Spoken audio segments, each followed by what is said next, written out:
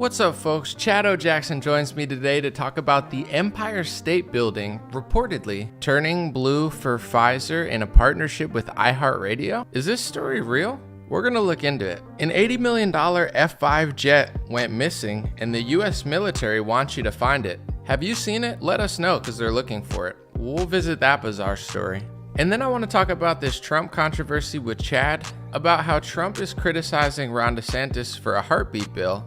I mean, DeSantis is willing to sign a 5-week and 6-week ban. Would you support that? You think that I think what he did is a terrible thing and a terrible mistake. And we're going to talk about some fascinating psychological angles around this topic, not just the topic at hand. I think you'll like it. God bless you guys. Dream Rare podcast starts now. It's the Dream Rare podcast. Welcome to the show. The way to get the news at the desk or on the road. Let's go. God is great and success in our control. The world is crazy, but we get better from obstacles. What's going on, everybody? I'm live today with Chad Jackson to talk about a few stories, and then we're going to do an interview. I'm going to let Chad interview me behind Patreon and for Facebook supporters. So thanks for being here, Chad. Thank you for having me. It's always a pleasure. And thank you, Marla, on Facebook for always being first. I appreciate you. And also, you let me know that Facebook's working. I always see your comment, and it lets me know, because once I see the Facebook and YouTube, I know it's all good. I want to get into the first story real quick. So I'll just show you guys real quick. I'm going to bring it up on the screen. So Empire State Building tweeted, "Blue and cyan tonight in partnership with the iHeartRadio in honor of the new vaccine."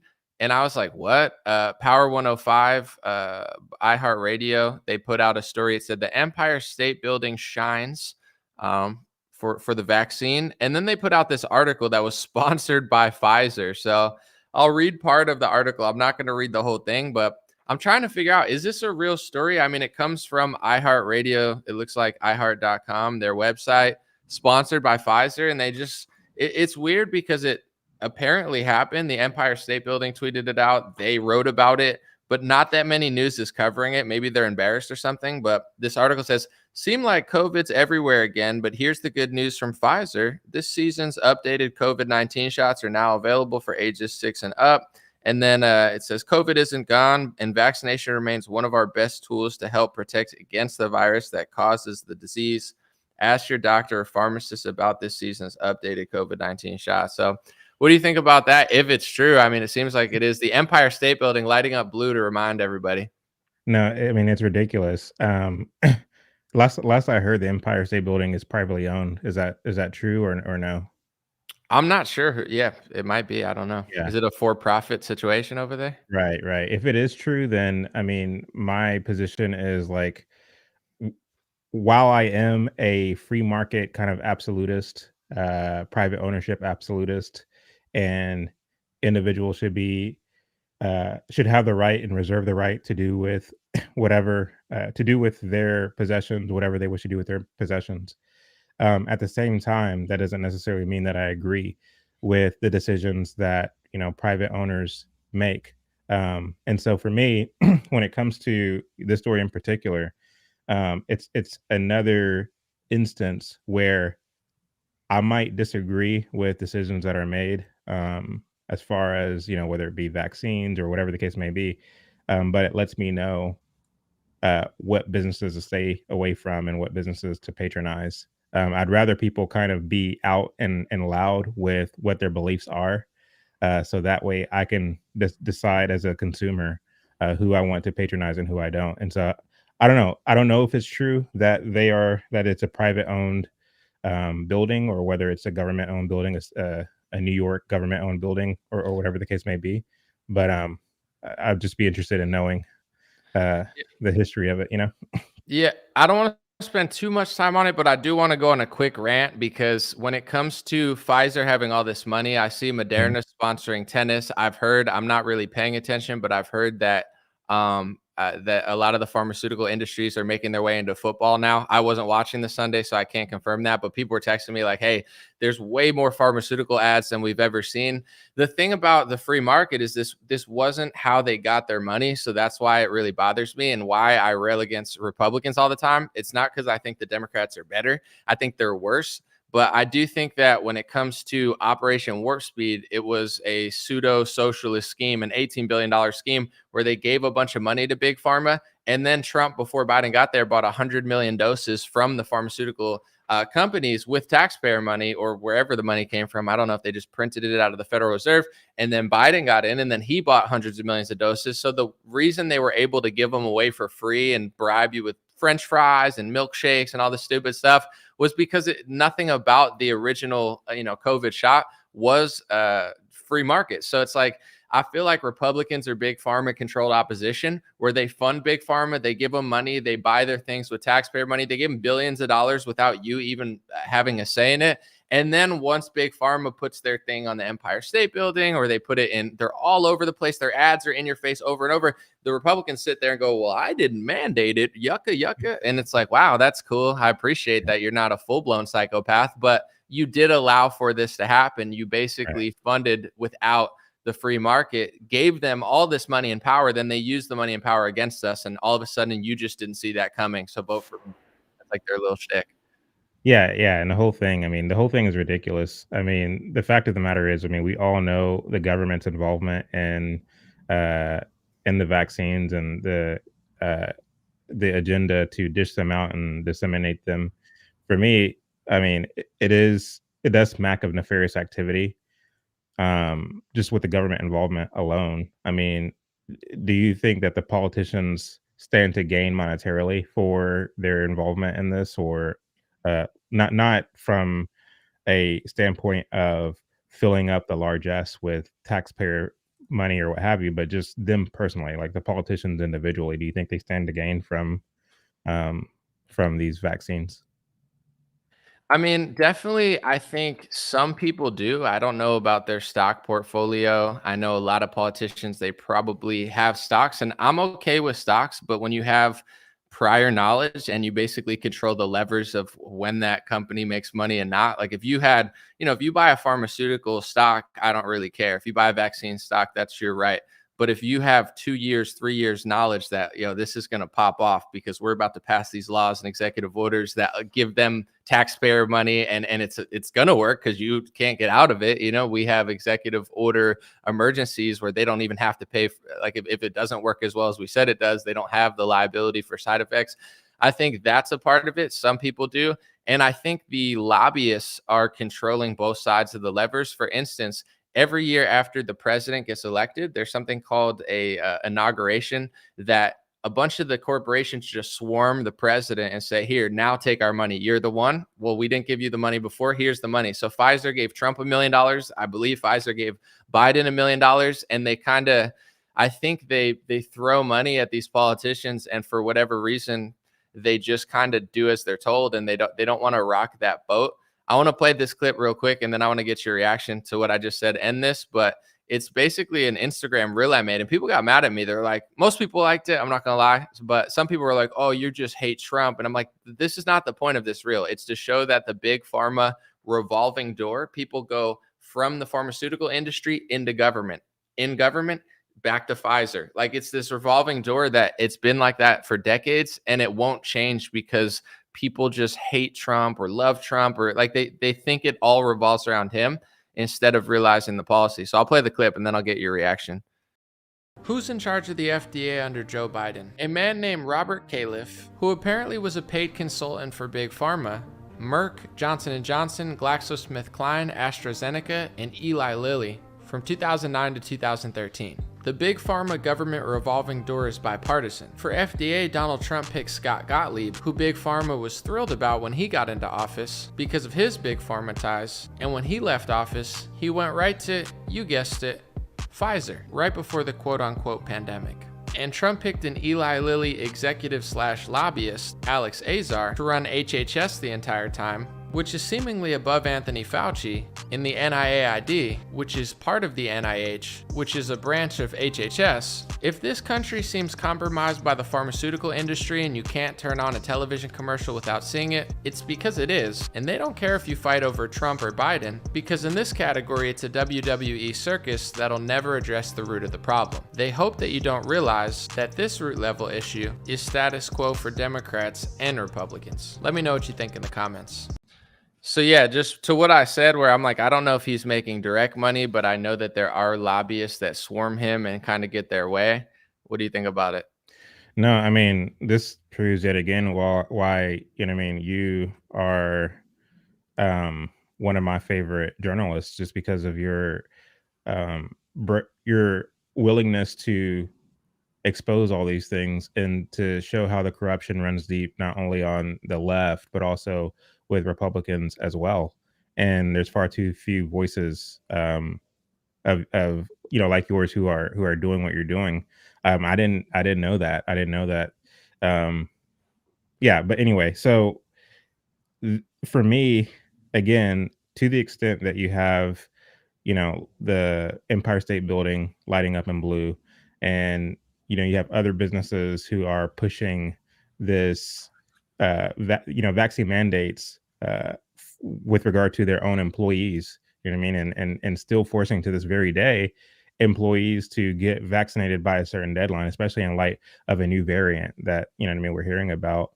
Um, I'm of the opinion that as much as that sucks, as much as that is tyrannical, I'd rather know who these people are. Like, if you genuinely feel that way about the vaccines, I'd rather know who you are so I can know to stay away from your business. Um, What do you think rather about if, than like, the federal government does it? Like, they oh say yeah, every military member has to mhm. do it, every, like, government employee? That's entirely different. I think that's unconstitutional. I think it's downright wicked, and I do think that we need to speak out against it. And I do think that the soldiers need to be brave enough um, not to succumb to it, even if it means being dishonorably discharged. You have to stand up for what you believe in, because to the extent that you stay silent, to the extent that you just allow this kind of thing to happen, it's going to continue to happen all the more. And who knows where we'll be in 10 years.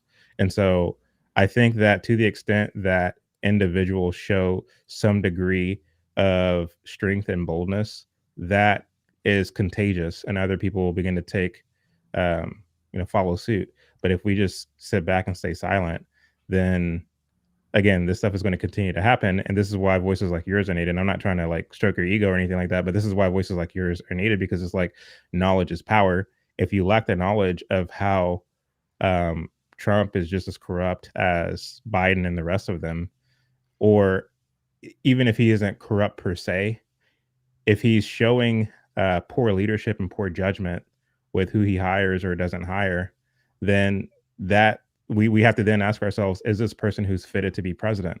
Is this a person who is fitted to lead the free world? And so I look at, I mean, even if you aren't acting maliciously or nefariously, if you are just a poor judge of next events or next moves, then we have to begin to ask, like, are you even fitted to be in a position of leadership in the first place? And I wanna talk about that more in the 3rd story, but I think that, I appreciate the compliments too, thank you. I think that it's almost become, and I've said this a lot, I'll say like a Marvel character, or Trump has been so villainized and romanticized that it's almost like the left wants him to be everything bad. You know, they say, "If we just get rid of Donald Trump, then everything's gonna be amazing." It's like, what are you talking about? Have you been to San Francisco? Have you paid attention? Like, why, what does Trump have to do with all this stuff? Like, you get rid of Trump and then your world's still going to suck. Like, and then you're going to realize that he wasn't everything bad. But on the right, a lot of these things, in a lot of ways, I was able to be ahead of the curve during the pandemic. And I talked about this to Vivek, is like, you can tell, you could tell me, oh, I was so ahead of the curve, but to me, it's like I was following the data and the logic, where a lot of people, instead of doing that on the right, they were romanticizing Trump in the same emotional way that the left villainizes him. And they just want him to be everything they want him to be. And they want him to do what they want him to do. But the more you listen to him, and we're going to talk about it in the 3rd story, he's really not who people thought he was. And he's certainly not who people want him to be. So at a certain point, when it comes to the FDA and HHS, Trump hired pharmaceutical shills. Biden hired a pharmaceutical shill for FDA, and that's status quo. That's not a diss to Trump necessarily. It's just the reality of it. So if you want to marvelize it and romanticize it, you're just going to get the same old, because you think that he cares, but he doesn't, and you don't care because you want him. It's something, but I do want to talk about this story real quick, and we'll get into more of that in the 3rd story. But this is kind of why, I mean, I don't know if this is funny or not, but I laugh at this so I don't cry. An 80 million, 90 million, I'm seeing different reports, $75 million jet. I don't know how many millions, but it doesn't seem like they can even figure it out. But a U.S. fighter jet, according to NBC News, the stealth abilities appear to work too well, with authorities forced to ask the public for help finding an F-35 that went missing somewhere over South Carolina when the pilot ejected because of a mishap. Joint Base Charleston, an air base in North Charleston, said it was working with the Marine Corps Air Base Station at I don't know how to say that, to locate an F-35 that was involved in a mishap. So they just tweeted something out there like, hey, we lost this $80 million jet. Like, have you guys seen it? If you have, just like, let us know. Do you so am I hearing right? Did it crash or did it just like disappear into thin air? Like what are they saying happened? I mean, I heard think the they're story, saying the but pilot went boing. The pilot ejected and they don't know. They're like, so he just yeah. discharged and it just like went and disappeared.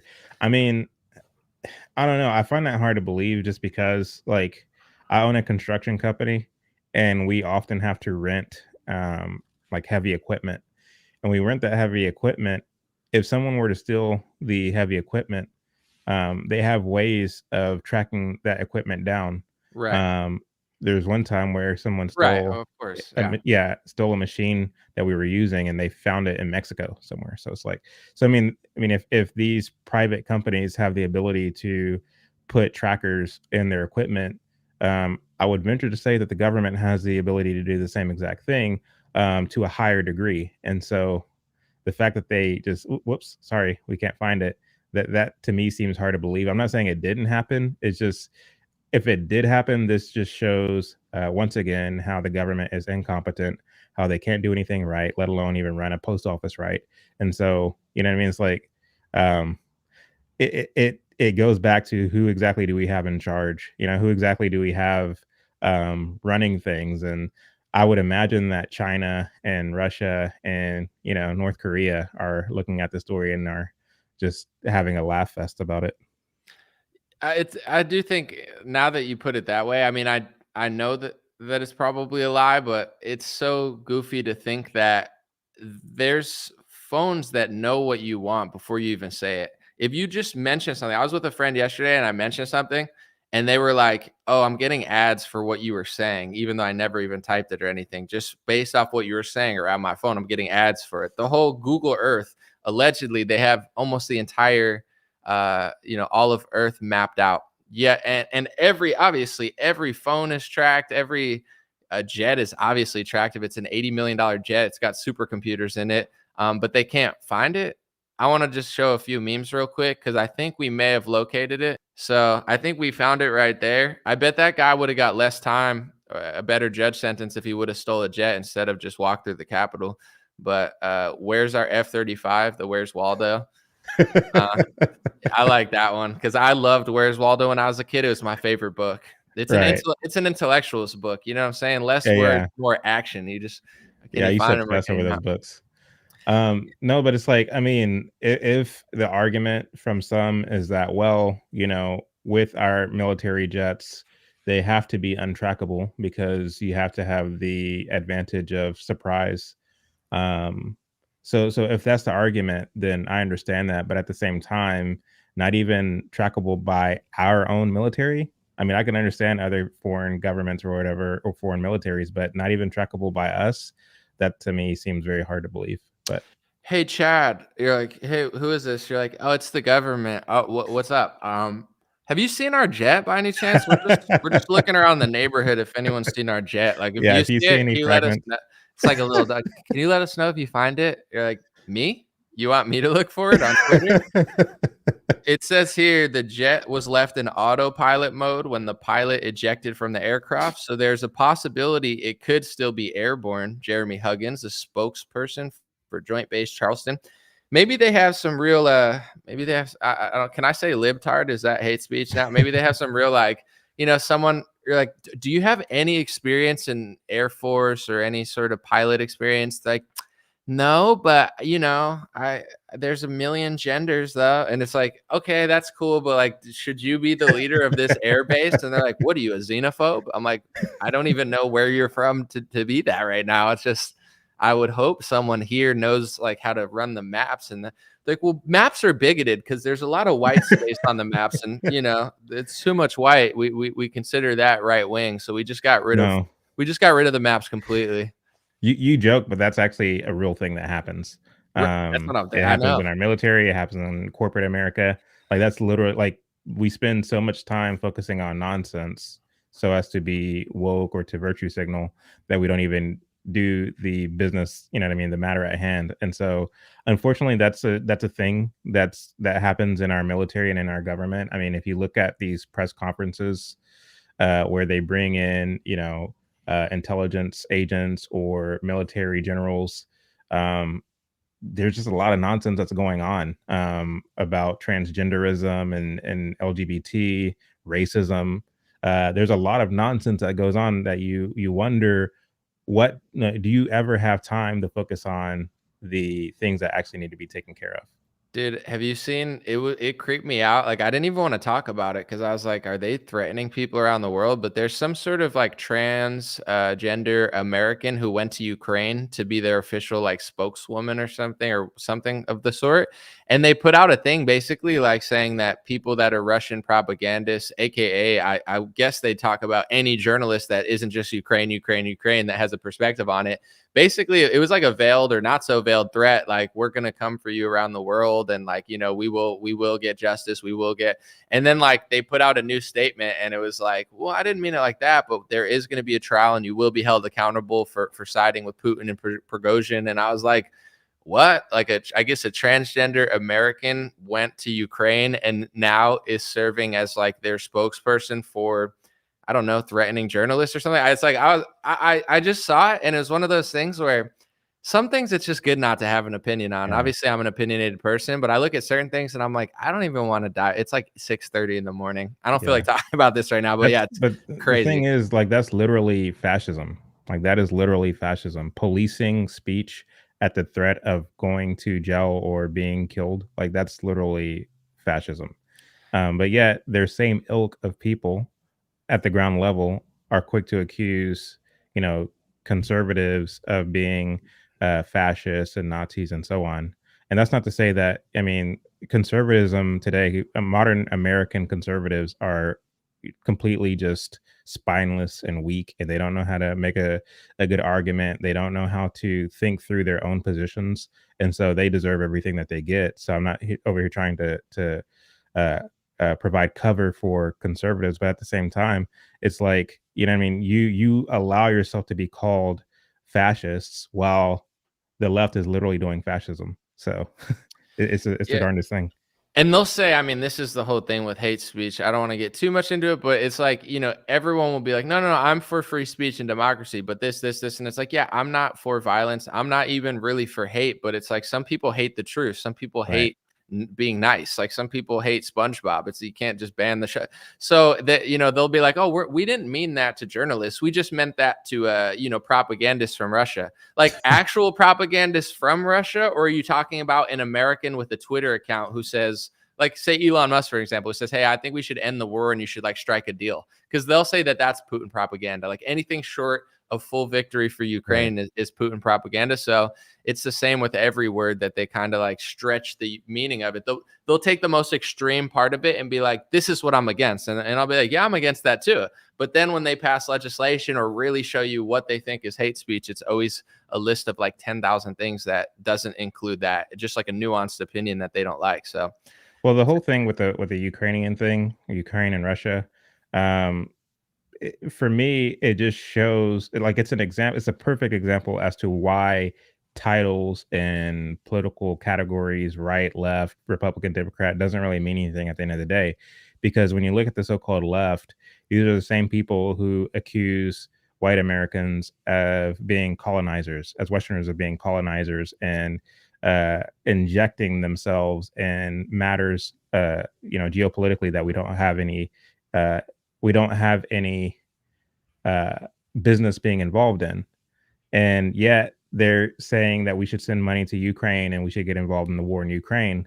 And then, as far as the right is concerned, it's like, like my position on it is that we don't have a dog in the race one way or the other. Like we have no business supporting Ukraine, nor do we have any business supporting Russia. Let them do them. Like I genuinely believe that, and that historically has been a very leftist perspective, and now the tables have flipped, so to speak. And so Right. again, the labels don't really mean anything. Gone are the days of just common sense without labeling it right or left.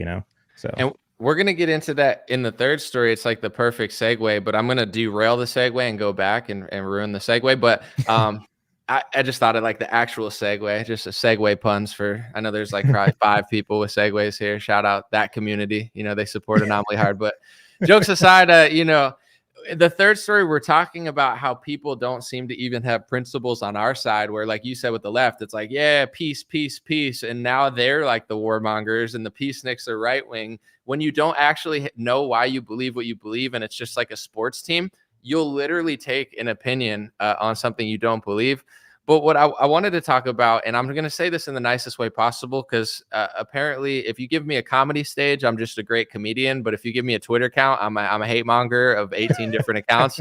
So I'm getting lost in the sauce and cancel culture. But in the nicest way possible, I feel like America is going around the world and just trying to make everyone gayer. Like that's my analysis based on pattern recognition. It's like we got to Ukraine and it's just getting way gayer. Like they're passing laws that like everything gay is cool, kid, you can't criticize it. And then like Russia's going against it. We go to like the Middle East and we're like, they're not gay enough. We need to make them gayer. Like Ted Cruz will be on Twitter and be like, Uganda is passing a bill that's hateful to the gay. And I'm like, can we just be honest? I'm not being mean. Like some people support this, some people don't. You can have your opinion, but is that what we're doing? Like, is there another thing? Maybe we need oil or some sort of like proxy war to fight China or something. But to me, I just call it the liberal gay world order, because we just run around and it's like, how gay can we make Europe, Africa, and like the Mideast? Well, America's very gay. America's big time, super flaming, flamboyantly gay. It just is. I mean, the thing is, like, if you look at and it's irrespective to culture. Black culture is gay. The larger American society, white culture is gay. Everything's gay. It just is. Like even like men and the way that they conduct themselves in a very timid way, afraid of feminism, afraid of the LGBTs. Sorry, right? Like no, they're just afraid. No, I'm just kidding. They're just afraid. Even the manosphere is gay. The manosphere is a bunch of men who are cosplaying as masculine, but ultimately they're gay. If you look at their values, I mean, there's this kind of frivolous sleeping with women and adding up your body count and thinking that that's some kind of virtue. Like again, super gay. The most masculine thing you can do is be a man with one wife and children, training up your children in the way that they should go. Like that to me is what a real man is. Dude, I real quick, I saw this guy where like they're always trying to one up each other in the manosphere. And this one guy, I was like, is this guy a parody or not? But he's like, I'm in Eastern Europe. He's like, I just nutted in a girl. And he's like, I left her. And now I'm here making this video. And I'm like, bro, you seem hella insecure. Cause like, that's not cool at all. And it's not brag-worthy. And the fact that you're like Twittering it, I'm like, is this, I guess everyone wants to do something, and like one up. I was like, what are you doing, dude? Yeah. But no, it goes back to what you said. I mean, a lack of values, a lack of principles. I forget who said it, but he who doesn't stand for anything will fall for everything. And so this is where we are. And of course, like to the extent that America goes around the world and they try to get involved in other people's affairs, whether it be Uganda or whomever, they try to impose Western values, which is to say no values at all, on these countries. And the reality is, fortunately for America, we were already an economic force to be reckoned with. And so even with a lot of the cultural decline, you still have some strength and vitality left. But when you go to a third world country and you push Western values, these kind of social values, those countries are done for at that point. And because they don't have the same kind of economic vitality as we have managed to build up in this country with the free market system. It has nothing to do with the government. Every time the government's gotten involved in the economy, it has been for the work or for the to the detriment of the economy. When you look at the Great Depression, It wasn't free market capitalism that caused the depression. It was government involvement that created the depression. When you look at the housing market crash in 2008, it wasn't capitalism that caused it. It was government involvement that caused it. And so again, to the extent that you let the free market be the free market, the economy booms. And America is a historical testament to that. You haven't had the same thing happen in countries around the world, many of them. And so when you take the fact that these countries have very poor economies, because they lack free market, and then you add the added ingredient of principleless, valueless, culture, Western culture, that's the perfect ingredient for a rapid decline in these countries. In America, yeah, they have their hand in it around the world. It's a good point about our economy. So what you're trying to say is Slava Ukraine, right? I'm not trying to be targeted by the Ukrainian propagandists. So right, we love Zelensky here. He's just he's awesome. I mean, it's like that guy's crushing. Give him an Emmy, give him an Oscar, give him a Grammy, give him Sean Penn, give him a Penn. You know what I'm saying? Give him Pennsylvania. What does he want? You know, give him Penn State. You know, give him a college. You know, I like, yeah. Anyway. What a mess. Jokes aside, I don't know. Is sarcasm allowed, or is but that, I mean, that's literally what they're doing. Is that going to be documented now? Like they'll take that clip and people in like 100 years will think I was pro Ukraine, like to like an extreme extent because of that. It would be that easy. I think we're on our way to a kind of idiocracy that will be so potent and so widespread that it will be irreparable. And what I mean by that is, you know, a lot of people like to say, like, you know, 100 years, people are going to be looking back and laughing at us.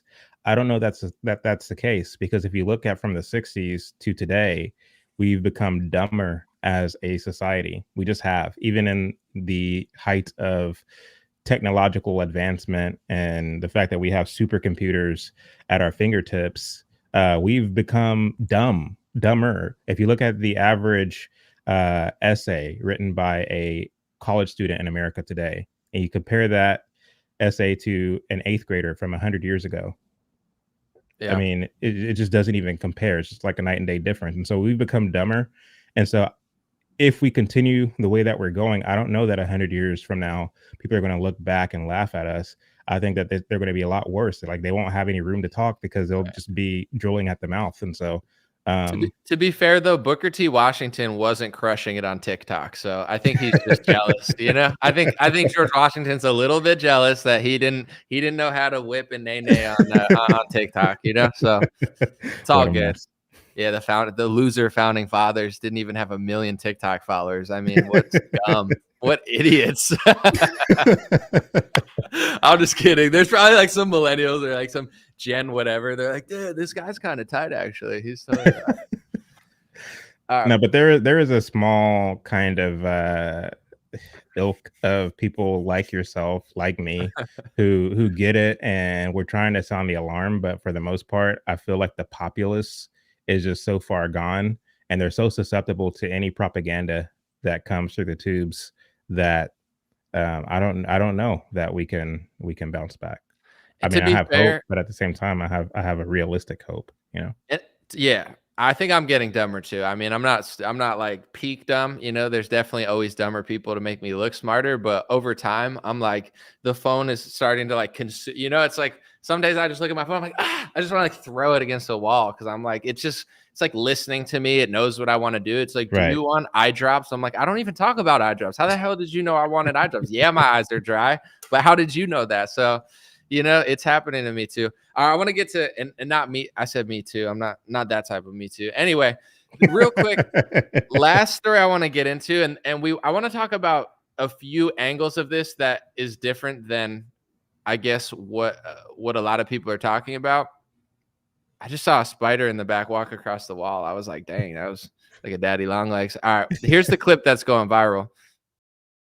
I mean, DeSantis is willing to sign a 5-week and 6-week ban. Would you support that? You think that I think what he did is a terrible thing and a terrible mistake.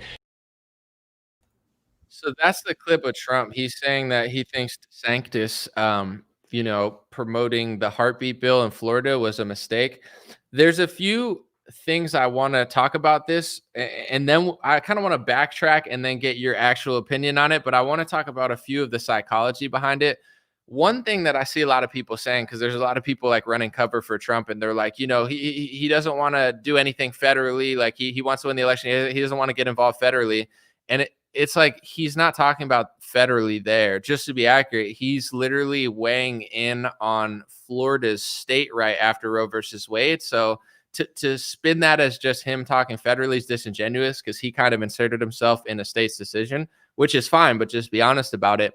And the first angle I wanted to talk about this was, if you're against the heartbeat bill, and you always were, that's a different conversation, right? Whatever.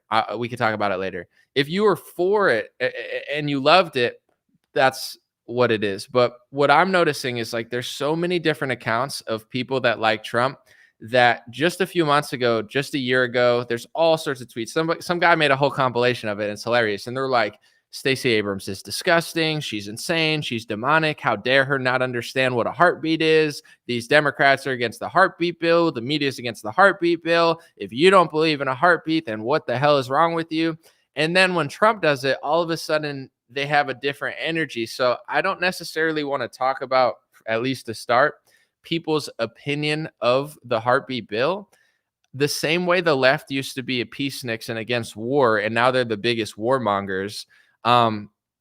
What do you think about people that were freaking out hysterically when Democrats opposed DeSantis's heartbeat bill, but now that Trump is saying that he thinks it's a terrible thing on a state level, that they don't say the same thing? This is my conclusion, and I want you to challenge me if you don't agree. I'm coming to the conclusion the same way that the left isn't really against lobbying if they're supporting big pharma and don't question it, just like the left's not against war if they're supporting war.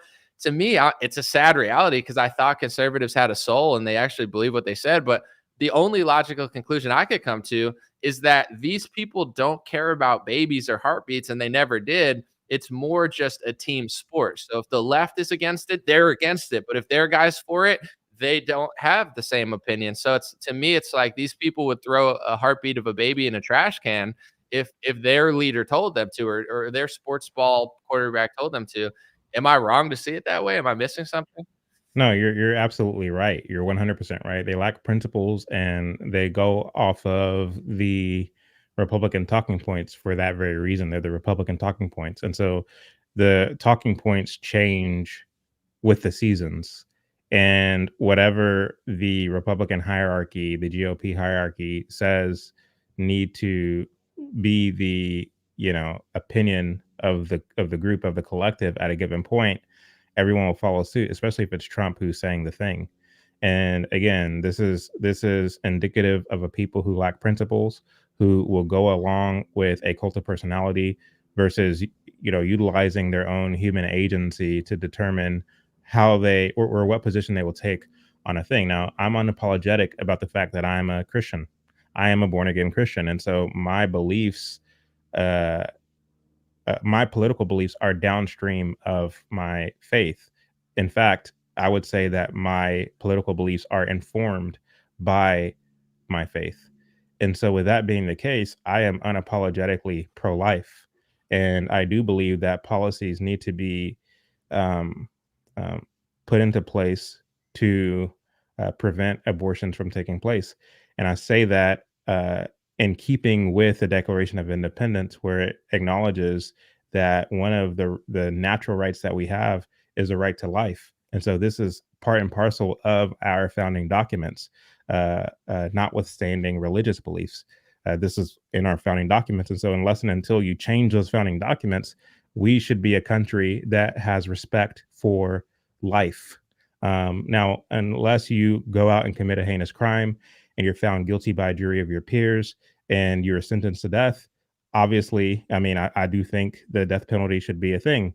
However, when it comes to innocent life should not be snuffed out for no other reason than somebody else decided that that life is valueless. And so, yes, when it comes to specifically your question of a lot of these individuals who are flipping, it shows that they lack principles, and it shows also that they are part of the populace. The populace, we like to use this word and throw this word around. Oh, he won the populist vote. But the fact of the matter is, the populace is a part of the electorate that lacks principles, and they go with whatever is popular. They go with, the individual who sounds the best to them. So it's all a matter of, it's all aesthetic, right? It's all aesthetic and it lacks substance. The populace is not interested in substance. They're interested in what makes me feel good, or whatever the case may be. So it lacks principles. When you look at, and I'll make this last point. When you look at Trump's victory in 2016, he won the vote of the populace, but he would not have won without the vote of the evangelical. He needed both to win. And so by making that comment, and this isn't the first time he's made that kind of a comment, by making that comment, what you're doing is you're turning off the more principled aspect of your voter bloc, the evangelicals. You're turning them off, because the very reason, and I can say this definitively, not only for myself, but for the people I roll with, who are also skeptical about voting for Trump in 2016. The only reason I decided, because I was actually going to not vote at all. The only reason I voted for Trump, and I can say this for a lot of the people who are around me, in 2016, is because during that last debate between him and Hillary Clinton, they spent all of 10 or 15 minutes talking about abortion, and Trump obliterated Hillary. He said that she wants to pull the babies from the womb, rip them out limb by limb, and she doesn't believe that babies have constitutional rights. This is Trump saying this. And that secured the vote of the evangelical in America, and they are the ones who carried him to victory. Mm. Had a lot of populist vote. Don't get me wrong. I'm not negating that. I'm saying that you needed and this is the reason why he picked. I mean, say what you want about Mike Pence now. I don't particularly care for Mike Pence, but let's go back to 2016, where we all were. In 2016, the only reason he even chose Mike Pence as his VP is to help pick up on some of the evangelical vote. But he was able to secure the evangelical vote, not merely by the fact that he picked Mike Pence, but the way that he performed in that last debate when they talked about the question of abortion. And so to now make comments speaking against bills to limit the time in which people get abortions, I think that's a huge mistake on his behalf. And I think that by saying that, he's negating the evangelical block of his voter base and is focusing only on the populist vote. And I don't think that's a good strategy.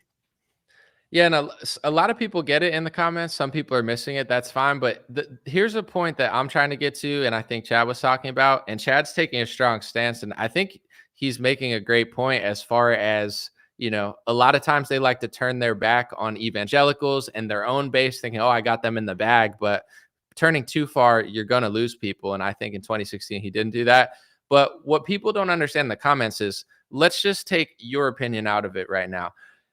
Trump spoke at the March for Life. Okay. I watched it. Nick Sandman, the kid who they called racist or whatever, who sued and won a bunch of money, that was a Trump supporter. He is very disappointed because he's very strong on abortion. So are hundreds of millions of Christians, if not more. I mean, it's one of the biggest protests in the country that they never cover. It literally makes some of these like riots and left-wing protests look like nothing. Like there's millions of people in the streets. It's insane. It's like the biggest protest in the country.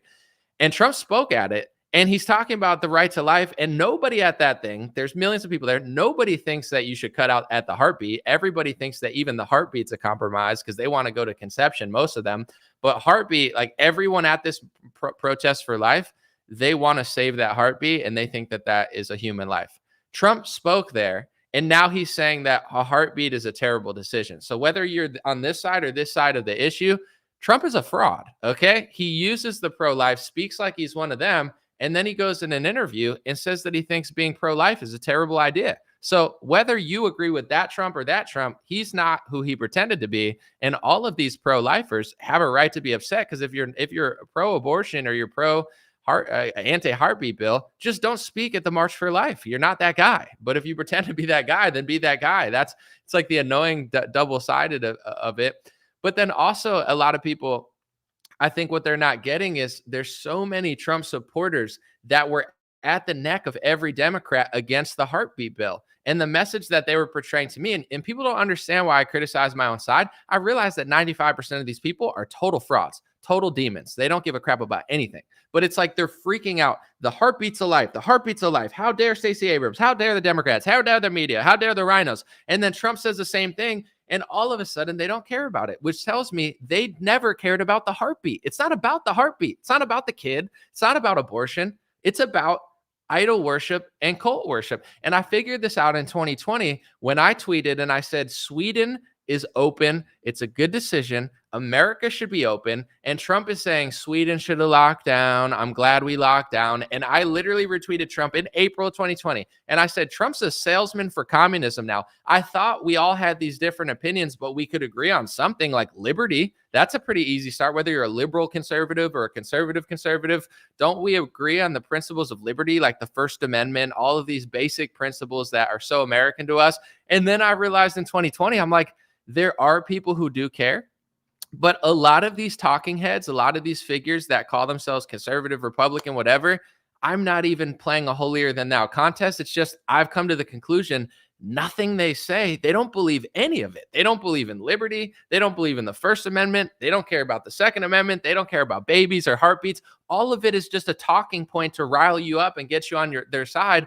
But if their guy or something that stops their economy, goes in the way, then all of a sudden they have a different opinion. So more than it is playing the Democrats and trying to get votes, that's one angle that I wanted to talk about. And I respect yours as well. And I have my own opinions about it. But outside of this or this, the fact that people can't see that, what's the point of following somebody that freaks out and says, oh, they don't like babies' heartbeats. Oh my God, they're so corrupt. But then when the guy that they fly on his helicopter and eat steaks with does it, they're like, oh, babies' heartbeats don't matter to me now. It's a good decision to win votes. It's like, okay, so you never cared then. Yeah. So those are very solid points that you just made that I couldn't make them any better myself. But that last point that you made, to the extent that you have individuals who say, well, we need to compromise on this principle or that principle because we need to win this election.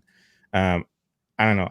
I'm kind of disgusted by such an opinion because what it shows is rather than exhausting or trying your hand and really kind of participating in the shaping of public opinion, because you can rest assured that the left is doing it. Like the left is propagandizing their ideals in all facets of American life, entertainment, education, like everywhere.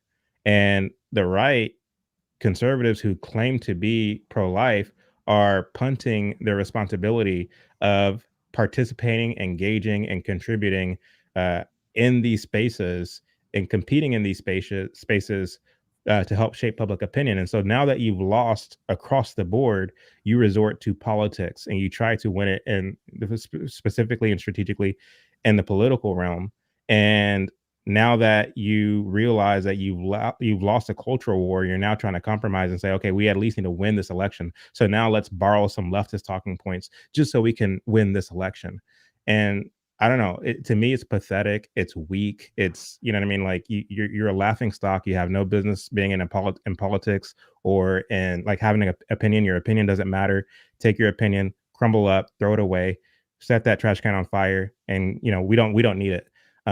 Again, like if you're not willing to participate or to buy films, to buy books, to contribute monetarily to helping to shape public opinion in your liking, then you to try to now fix it within the political realm. I think at that point it's a lost cause. So, I mentioned earlier that I'm a believer, that I'm a Christian. So I believe in heaven. I believe in spending eternity with God. Politics to a lot of people, specifically people who are either agnostic or atheist or who are play Christians, they don't genuinely believe in heaven. Like they might call themselves a Christian, but they don't really know what's going to happen to them after they die. Maybe I'll be annihilated. Maybe I'll go to heaven. I don't know. Who knows? That's kind of the attitude that they have. But what they do know, or what they think they know, is that I can at least try to build heaven on earth. And they seek to do that through politics. And so that's the reason that for them, winning is everything. we have to win this election, because if Republicans get in, they can build the heaven I like on earth. Or Right. if Democrats get in, they can build the heaven I like on earth. And so for me, I vote, I contribute, civically. I have civic responsibility. I utilize my voice. But if my guy doesn't win, it's not the end of the world for me. You'll never see me crying or mad that my guy didn't win, because Mm. I know that this is just an election. Elections come and go. And that politician was probably corrupt anyway, because most of them are. And so even if my guy did win, I have no illusions about this notion that he's going to fix everything and turn everything around. You know what I mean? So it's like, I mean, yeah, from the looks of it, he was better than that guy. But at the end of the day, they're all politicians. Nobody will remember this election 80 years from now. So that's kind of the attitude that I have, because I'm more interested in the true utopia, the true paradise to come, called heaven. And so I don't see politics as my way of building heaven on earth. I see it as my responsibility to contribute to the structure, safety, and stability and peace in my immediate community. And so it's to that extent that I vote. So I will never encourage apoliticism. At the same time, I don't have any illusions as to the usefulness of politics in my life. And I think that this is the difference between myself and an unprincipled voter, because all they care about is winning, because they think that by winning, they're building their heaven on earth. Right. And, as much as people try to say that it hasn't become a religion, I think a lot of people have built a religion around Trump specifically, not even just Republican politics, but him specifically, where it supersedes their religious belief, where it's like, baby's heartbeats, it's demonic, it's child sacrifice when the left does it. But when Trump says the same thing we just cried about, our religion of him supersedes our religion of Christ, because we want him to build our heaven in America. And when it comes to people, this is just like a hypothetical that people might say is ridiculous, but I don't. I think it's the exact same thing. Like, to the tens of millions, to the hundreds of millions, to the billions of people that believe that a life starts at conception, or the compromise that it starts at a heartbeat. That's a life to these people, right? The people that believe that, that's a life. If you're willing to sacrifice a life for votes, if that's what I'm saying, if you believe that, what else are you willing to do? Why doesn't Trump, this is what I said on Twitter, why doesn't Trump dress up as a woman and be transgender? Maybe that'll get him more votes, right? That's better to me. That's less evil than chopping up a heartbeat. So just go transgender. You know what I'm saying? Dress as a woman, say your name is Donna Trump, but just to get Democrat votes. Why not? Maybe if he took a vaccine and put it right in his skull on top of the Empire State Building and said, vote for me, it's the Trumpy Pumpy, and he put Fauci, and him and Fauci were dancing to Richard Simmons. Why not do that? That might get some votes in West Hollywood. Like, how far do you want to go to get votes? Right. There's a lot of things you could do to get votes. I mean, you could just be a Democrat. You could say all their policies and do all their policies, and you might get their votes too. But at what point are you compromising everything? And then what's the point of even supporting people that care more about sodomy in Africa than they do the First Amendment in America? And I want to say this real quick, because it's That's kind of the crazy. double part of the psychology behind it. I don't believe that you have to compromise in order to win elections, in the sense of, like, you're talking about the evangelical vote. At a certain point, if you're far left or just moderate left on abortion, you're going to lose all these people that you thought you had it in the bag that might not be inspired to vote for you. But also, it's one of these perception things where, to me, I'm a conservative voter at this point in my life. I'm Republican. I'm a Christian. I voted for Trump in 2020. I really liked him for like 3 years, from 2017 to 2020. But at this point, he doesn't even connect with me, and Right. I'm the person he's supposed to connect with. So he's not really doing a good job connecting with people, because all he does is talk about himself. It's like a true social circle jerk for the people that are obsessed with him. And for people that aren't obsessed with him, he just keeps getting lamer and weirder and creepier. And the best thing he has going for him is that he's going against Biden, who's insane also, and makes him look like, he's a genius. But long story short, it's like, I think that there's people who've won elections and proven that they could win by a lot of points, even in swing states, not compromising all those values, just leading with an iron fist, yet Right. a thoughtful mind and a thoughtful voice, where it's like Trump is just such a cartoon character. He literally said in that interview that he thinks that he'll come together with the Democrats and everybody will get along on abortion. And it's like, that's not true. No matter what you do, they're Right. not going to agree with you.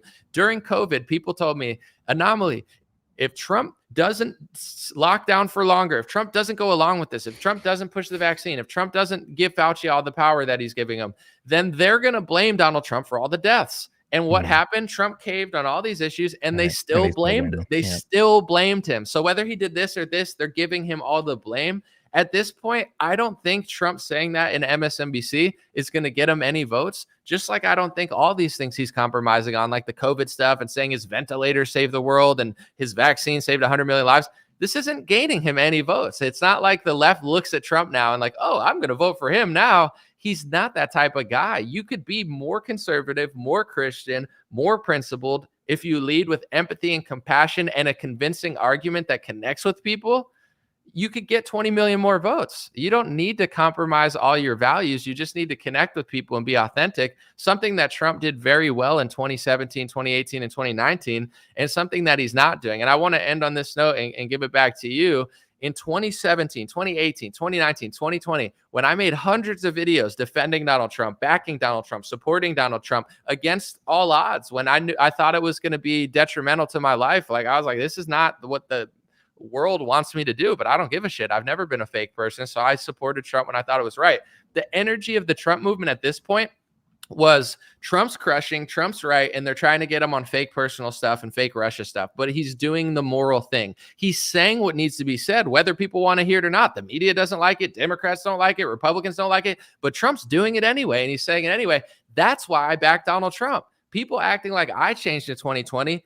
I changed when he changed because obviously I evolved as a man, but now the Trump movement isn't like he's crushing, he's telling the truth, let's back him because he's the realest deal and we have to back him. It's like he's lying about ventilators, he's lying about vaccines, he's lying about Florida, he's distorting history, he's lying about abortion. All he's doing is lying, but he's lying to be a politician to get the votes. It's like, to me, what for him in 2016 was him not being a politician, him not caving, him not saying all this dumb fake stuff. People didn't like that. He lost in 2020 once he got a little faker. Now he's a lot faker. I mean, I hope that he can do well for his political future. But to me, the energy of the movement is no longer he's a righteous man doing what's right. It's like he's a phony, he's a fake, he's a liar, he doesn't care about heartbeats, but that's what it takes to win. It's like that's not what I supported in 2019. This isn't even close to the same movement.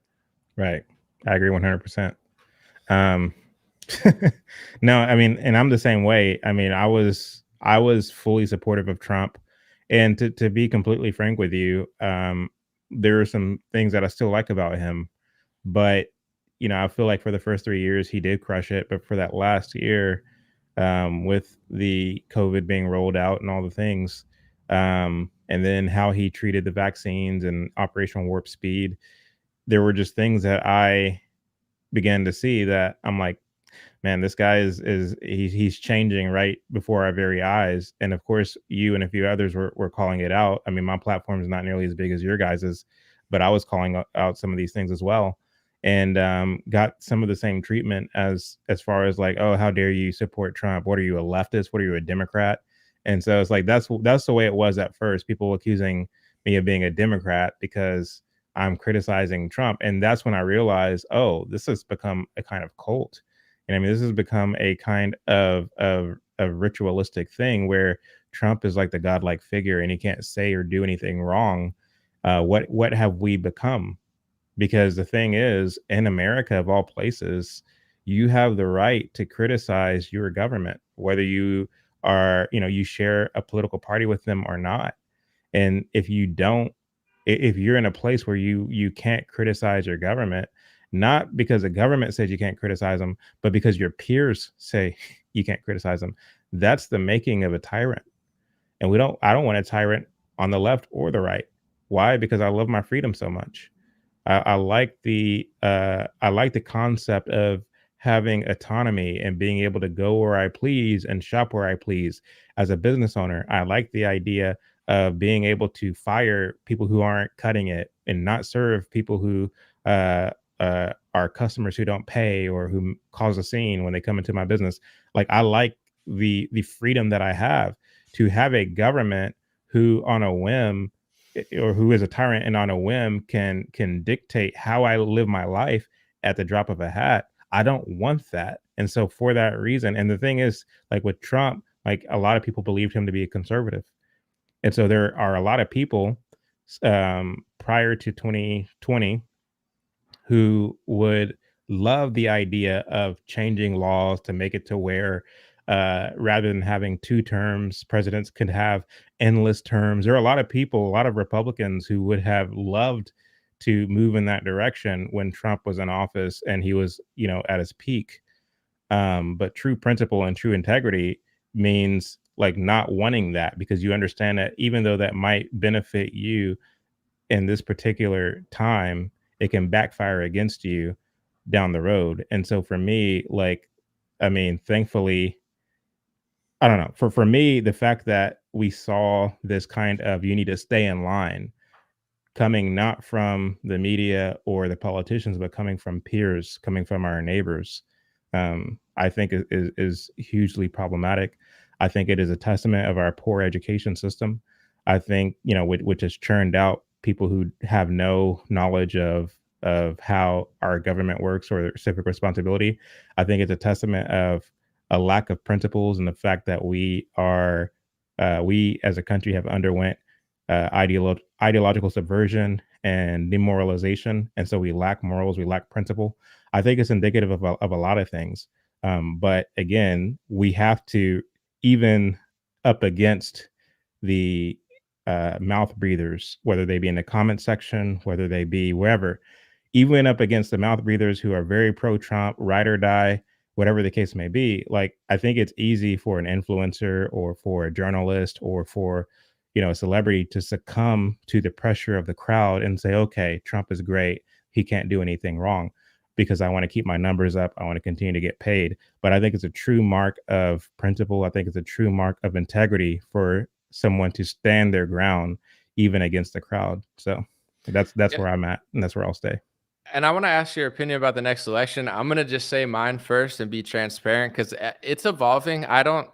I've done this even since 2016. I think that I don't have to vote until that day comes. So if I'm not fully, like, if my conviction isn't there on a candidate, then I'm going to kind of watch it play out. Like in 2020, I knew I was going to vote for Trump. Biden wasn't an option.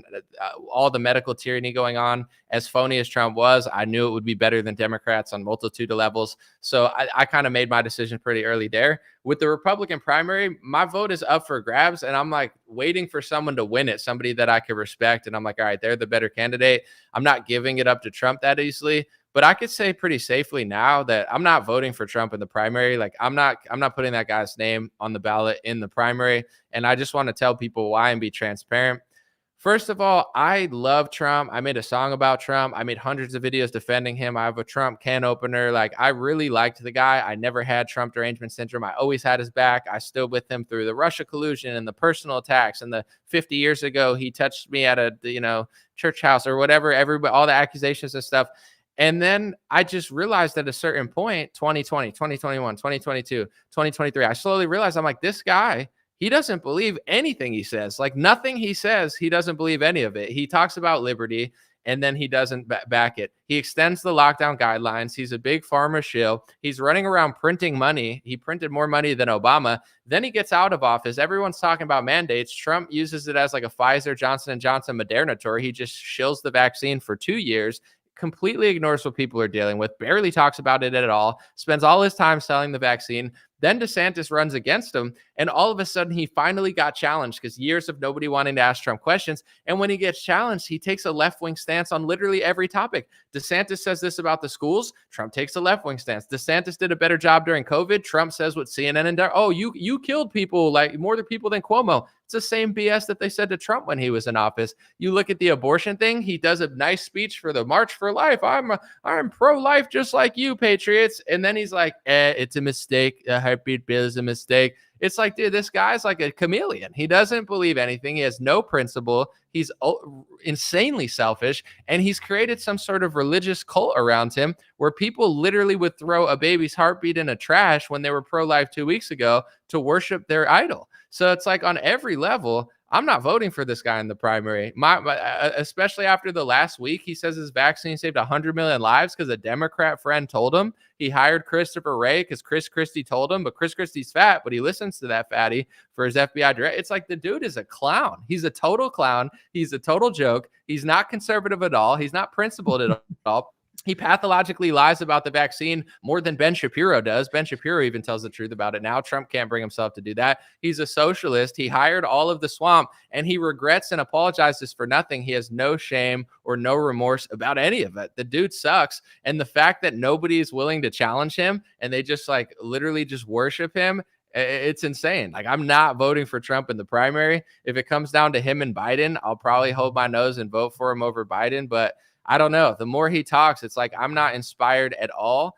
And it's crazy to me that he's built such a cult behind him that nobody wants. Like the same person that says, "Oh, it's a demonic baby torture. It's baby murder to throw the heart, not understand heartbeats." Okay, well, Trump just said exactly what Stacey Abrams said on a state level. He was talking, not federal. Do you still feel that way? Not anymore, because I care about him more than Jesus. And it's like, all right, well, whatever this is, it's been just like slowly getting crazier to me. So and one more thing I wanted to add is, Trump hired a big pharma shill for FDA and HHS, and DeSantis, I'm not saying he's perfect, he hired Joseph Ladapo in Florida, who's actually combating big pharma. So hiring wise, he's proven to me that DeSantis, although he's a little sneaky and he does some stuff I completely disagree with, he actually has some sort of conviction to the kids in the schools and what they're doing with the LGBT. He seems like he has some conviction to pro-life. Like, and when he talks about it, although he's a little stiff, it sounds like he's like actually conservative. He's actually Christian to some extent. I mean, he's a little sneaky, but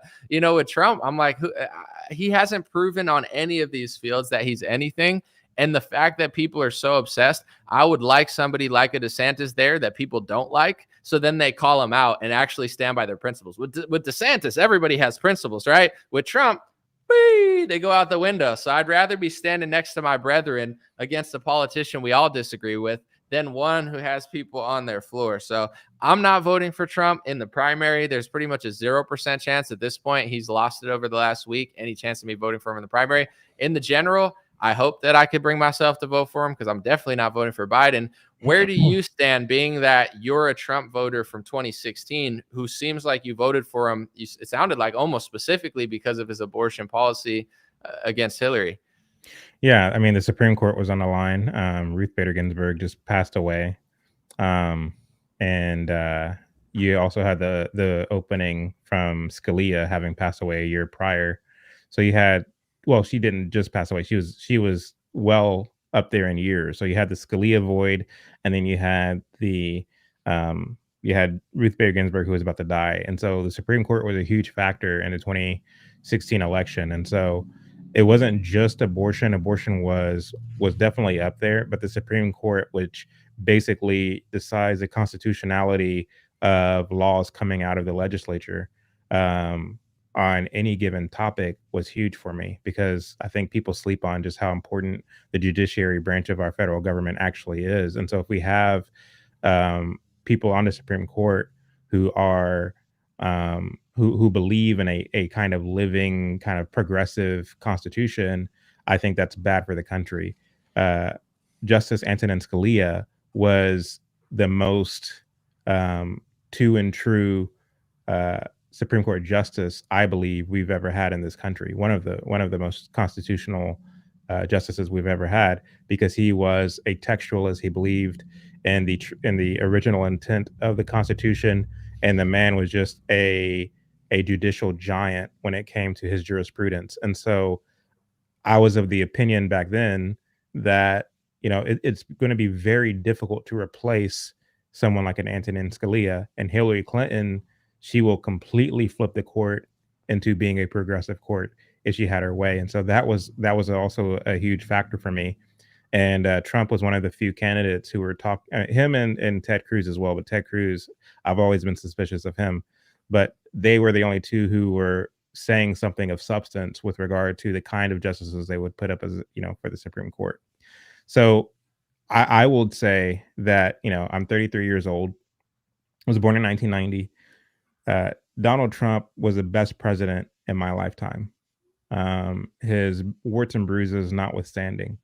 Um, the a lot of the other politicians who were in office set the bar pretty low, so it wasn't a very tall hurdle to jump. But Trump certainly did jump it, as far as I'm concerned. As someone who is a history buff, I would say that, objectively speaking, Trump is the best president over the last 50 years, even more so than Reagan. Um, and there's reasons I could qualify that with that. We don't have time to get into right now. I think that if Barry Goldwater had won in 1964, he would have been the best president in the last 50 or 60 years. But woulda, coulda, shoulda. But anyway, as far as this up and coming primary, I'm of the opinion that I'm still gonna just wait and see. I have a wait and see kind of attitude. Um, I haven't ruled Trump completely out. I think I shared your opinion. I think I share your opinion as far as like if it came down to a general between Trump and Biden. For me, Trump is a no-brainer. I can say transparently that Ron DeSantis is in the lead. I think that what's the guy's name? The black guy, Tim Scott. Tim Scott. I think he has no business being up there.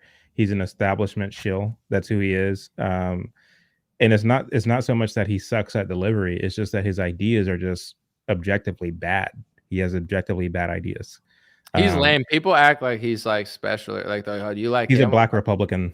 I mean, that's what I mean. I hate to say it, but that's the intrigue. Oh, here's a black guy who's on our side. Like, that's the intrigue. And I say that as a black man. Like, for me, like, Republicans don't get to claim me because I'm not a Republican. Again, I speak like my opinions are Chad's opinions. They're not Republican opinions. They're Chad's opinions. And so, the idea or the concept of white Republicans gathering around the most bland, milquetoast, devoid of ideas black guy because he claims to be a Republican, like that's a real thing. That's a genuinely real thing. And I can start throwing out names of people who are an example of this.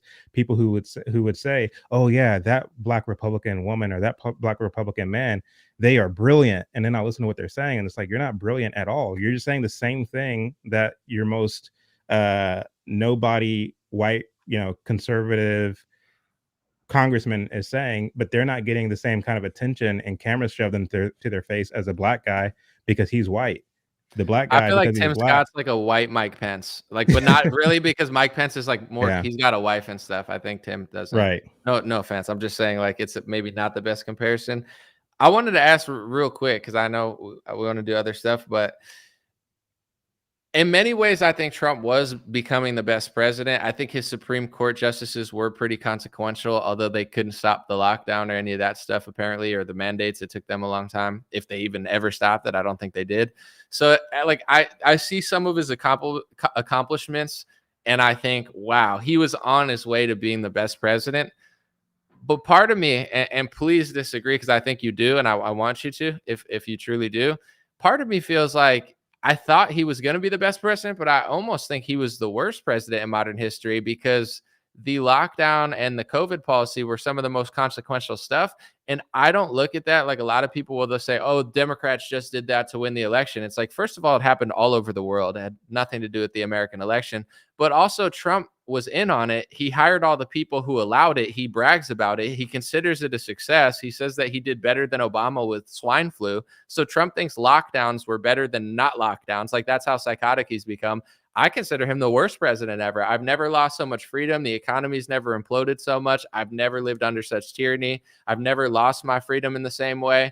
And if he had even an ounce of remorse for it and said, hey, they bamboozled me, they got me, they tried to do that, I'd be like, oh yeah, he's on our side and they just went to get him. But if you listen to him to this day, he's proud of every single thing he did. I consider him the worst president in modern history because he's so proud of the tyranny that ensued in 2020. It is very strange that he's doubling down and he's not now coming back, since he's not the president anymore, and saying like, look, that was a bad decision, that was a bad judgment.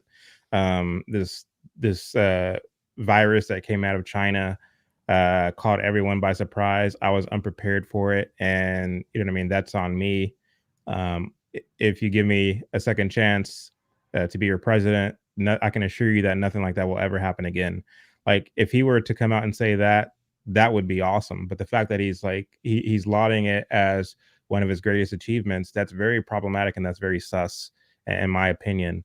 Um, I think that that has to do with the kind of people he's putting around him on the one hand. I think that too has to do with the fact that he's very egotistical.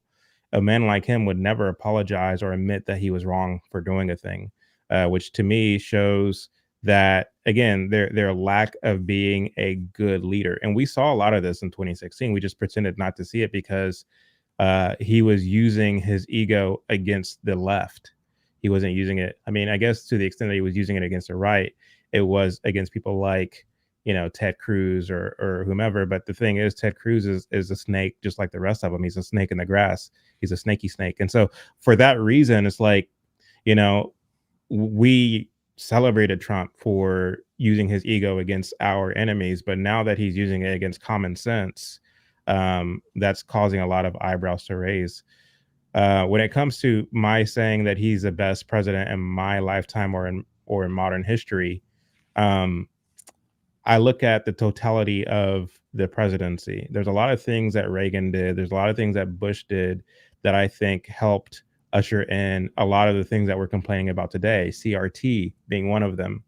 And so when you look at the cultural decline, um, like for example, Ronald Reagan was the president who signed the bill making Martin Luther King Day a national holiday. So now all of your children, if they go to a public school, like they're learning that he was this great hero, when in reality he was a Marxist Trojan horse. Um, and that wasn't the only thing that Reagan did. But my point is like when I look at the totality of the presidency, all of them have had huge blunders that have contributed to demoralization, cultural subversion, rapid decline of our society. All of them have in the last 60 years. But when I look at the totality of the presidencies uh, and look at those comparatively and try to approach this as objectively as possible, I think if you judge those 3 years, the huge spending bills and budgets notwithstanding, I believe that Trump had he was one of the best ones. He, even if he wasn't the number one best president, constitutionally speaking, he was the top five, I would say. Yeah, I'm just it's hard for me to process because like I always say, if it was a football game, I feel like in the first 3 quarters he threw like 10 touchdowns and then he threw like 100 interceptions. And then he like went on a tour to be like, yo, my 100 interceptions were like the best interceptions ever. And it's like, Fair point. bro, if you Fair just point. admit that it wasn't, but at the same time though, there were a lot of things that were done. And as you said, I think a lot of presidents of the past were not quite as, flawless as some people remember. I want to say this real quick. I asked Chad because I feel like my Patreon content, I've been super busy. I took a break. I've just been doing interviews after interviews. I was like, I want to give some good content to Patreon, Facebook supporters, Twitter subscribers, if you subscribe to me anywhere. And I just thought Chad would probably give me the best interview because I noticed when Chad comes on, he'll ask me questions sometimes, and they're always interesting questions. He pushes back in an interesting way. So I just thought of him immediately where I'm like, I'm going to let him give me an interview. And I don't know what any of the questions are or what he's going to say, but that's going to be behind Patreon. Facebook subscribers will get it also, and probably Twitter subscribers, you'll get a private link as well. Thank you to everybody who supported me on all those things. I really appreciate it through the times, especially given everything going on. So that's what we're going to do at a certain point. And I'll text you after this, Chad. If you're busy and got to run, we could do it another time, but I'll hit you up. Thank you guys, everybody, for joining. Check out, where can they find you, Chad? Yeah, you can find me at Chad O. Jackson everywhere. So. All right. And then, Patreon, Facebook, and Twitter. Be on the lookout for that in the next couple of days. We're going to do that interview. So God bless you guys. Check that out. And this has been Dreamer Podcast. Let me know in the comments if you agree or disagree.